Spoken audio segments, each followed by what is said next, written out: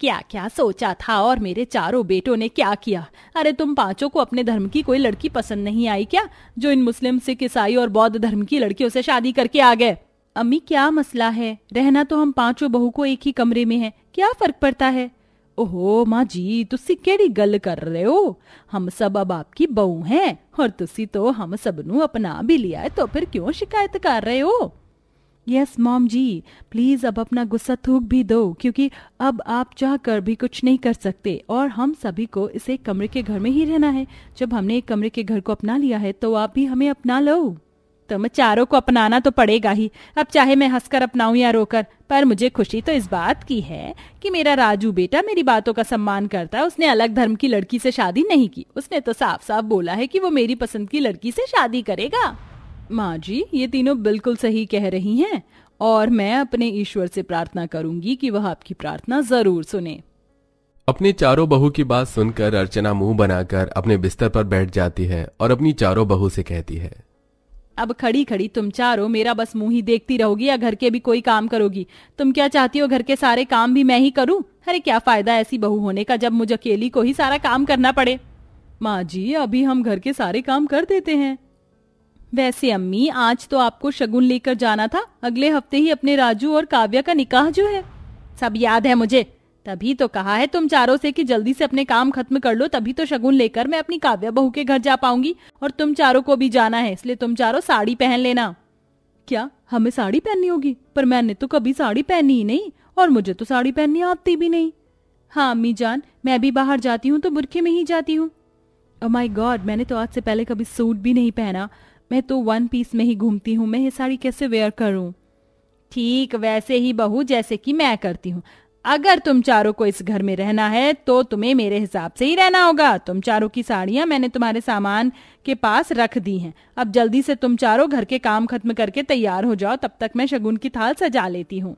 अर्चना के कहने पर चारों बहू साड़ी पहनने की कोशिश करती हैं, पर उनमें से कोई भी साड़ी नहीं पहन पाती, जिसके बाद अर्चना को खुद एक एक करके अपनी चारों बहू को साड़ी पहनानी पड़ती है। इसीलिए नहीं चाहती थी मैं कि मेरे घर में कोई अलग धर्म की बहू आए। अम्मी, माजरत चाहती हूँ, मेरी वजह से आपको इतनी परेशानी हुई। हाँ माँ जी, तुसी मैनू भी माफ कर दो, हमारी वजह से आप अपनी शगुन की ताल भी सजा नहीं पाई। माँ जी आप फिक्र मत करो, हम चारों बहू मिलकर आपकी मदद कर देते हैं थाल सजाने में। इस तरह अर्चना की चारों बहू मिलकर शगुन की थाल सजाती हैं। कुछ देर बाद सभी काव्या के घर जाते हैं, जहां पंडित शादी की डेट निकालते हैं और बहुत जल्द राजू की शादी काव्या से हो जाती है। काव्या के घर आने के बाद अर्चना की खुशी दोगुनी हो जाती है और वो हर घड़ी अपनी चारों बहू को काव्या के साथ कंपेयर करती है। आ गई इस घर में मेरी पसंद की बहू। अब तुम चारों सीखना अपनी देवरानी से कैसे पूजा होती है, कैसे खाना बनाया जाता है, कैसे घर की साफ सफाई की जाती है। मेरी बहू अब तुम चारों को सब चीज सिखाएगी। क्यों बहू, सिखाएगी ना अपनी जेठानियों को सारे काम। पर माँ जी, पहले मैं खुद तो सीख लूं। दरअसल मैं अपने घर की सबसे लाडली रह चुकी हूँ, इसलिए मुझे खाना बनाना नहीं आता। ये लो माँ जी, लो कर लो बात, हमें सिखाने वाली को ही कुछ नहीं आता। माँ जी, काव्या से अच्छे हम चारों हैं, कम से कम हमें अपने धर्म के हिसाब से खाना बनाना तो आता है। और नहीं तो क्या, मैं अभी आपके लिए लस्सी बना देती हूँ, वैसे भी गर्मी बहुत ज्यादा है। फिर तो माँ ही तुम जल्दी से ठंडी ठंडी लस्सी बना ही दो, क्योंकि बाहर इतनी गर्मी है, ऊपर से हम सबको इस एक कमरे के घर में रहना पड़ रहा है। मैं तो इस एक कमरे के घर में बड़ी मुश्किल से एडजस्ट कर पा रही हूँ। क्या एक कमरे का घर? हम सब इस एक कमरे में रहेंगे? अच्छा, तो अब समझ आया मुझे कि यहाँ अलग अलग बिस्तर क्यों लगे हैं। पर मुझे अभी भी ये समझ नहीं आ रहा कि पूरे कमरे में तो बिस्तर और सामान रखा है, खाना कहाँ बनेगा।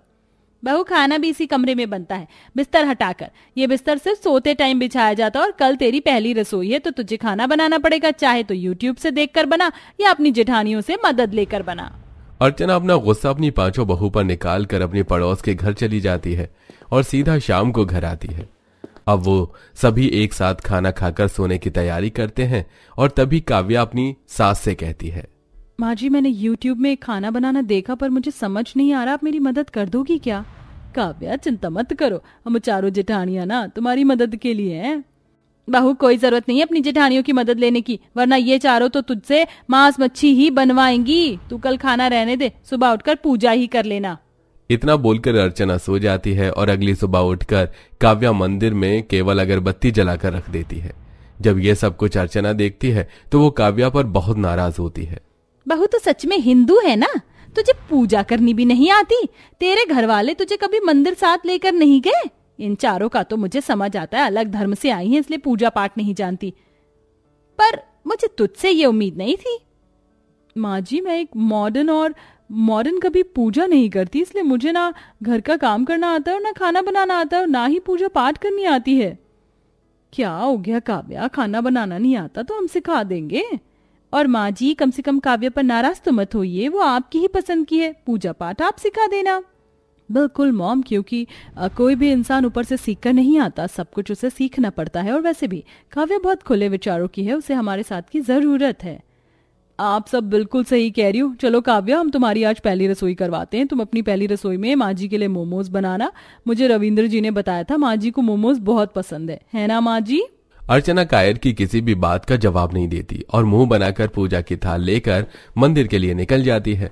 अपनी सास की नाराजगी देख काव्या को बहुत बुरा लगता है और वो अपनी जिठानियों से कहती है, मेरी वजह से माँ जी का दिल टूट गया, पर आप देखो ना, हम पांचों बहू भी तो इस एक कमरे में घर में एडजस्ट कर रहे हैं। यहाँ पर सोना खाना हर चीज में कितनी प्रॉब्लम होती है।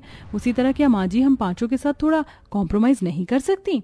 बिल्कुल कर सकती हैं काव्या, पर माँ जी का दिल टूटा है, उनका सपना टूटा है, और जब इंसान टूटता है तो उसका नाराज होना भी जाहिर है। और रही एक कमरे की बात, तो ये हमारी मर्जी है, क्योंकि हम अपने पतियों से बहुत प्यार करते हैं, इसलिए हमने अपने पतियों के साथ उनकी गरीबी और इस एक कमरे को अपनाया है। और तुम फिक्र मत करो, माँ जी का गुस्सा खौलते पानी की तरह है। हम जब से आए माँ जी हमसे भी नाराज है। चलो आज मोमो बनाकर माँ जी का दिल जीते। क्या माँ जी, आप चारों से भी नाराज हैं? पर वो क्यों? क्योंकि हम चारों अलग धर्म की हैं। माँ जी को अपनी पांचों बहू एक धर्म की चाहिए थी। अब क्या हम पांच बहू मिलकर बातें ही करते रहेंगे या माँ जी के फेवरेट मोमोज बनाकर उनको खुश करेंगे? इतना बोलकर वो पांच बहू मोमोज बनाने की तैयारी करने लगती हैं और पांचों बहू मिलकर अपनी सास के लिए उनका फेवरेट मोमोज बनाती हैं। कुछ देर बाद जब अर्चना घर आती है तो पांचों बहू उन्हें मोमोज देते हुए उनसे कहती हैं, माँ जी, आपका फेवरेट मोमोज हम पांचों बहू ने मिलकर बनाए हैं। हमें उम्मीद है कि मोमोज खाकर आपका गुस्सा और आपकी सारी नाराजगी खत्म हो जाएगी और एक कमरे के घर में हम सब एक साथ अच्छे से रहेंगे। अम्मी जी जल्दी से खाकर बताइए कैसे बने हैं मोमो। हमने आपके लिए स्पेशल नेपाली स्टाइल मोमोज बनाए हैं। मन्नत की ये बात सुनकर अर्चना मुंह बनाते हुए मोमोज खाती है और उनसे कहती है, इसे तुम नेपाली स्पेशल मोमोज बोल रही हो? ऐसे बनते हैं नेपाली मोमोज? अरे ऐसे गंदे मोमोज को नेपाली मोमोज का नाम मत दो। हमारे नेपाल में बहुत अच्छे मोमोज बनते हैं, मैं तुम्हें बनाकर खिलाऊंगी।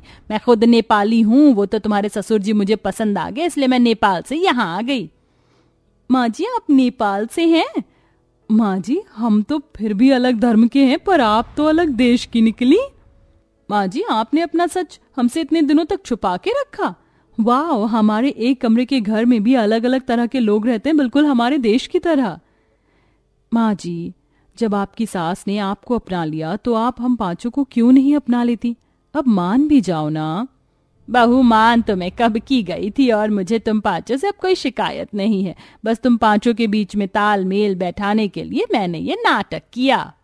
इस तरह अर्चना का सच उसकी पांचों अलग अलग धर्म की बहू के सामने आ जाता है, जिसके बाद उन सभी के बीच की सारी नाराजगी खत्म हो जाती है और अर्चना अपनी पांचों अलग अलग धर्म की बहू के साथ एक कमरे में बड़े ही प्यार के साथ रहती है। आशा है ये कहानी आपको पसंद आई होगी। वैसे आप किस धर्म को फॉलो करते हैं? कमेंट में जरूर बताइएगा।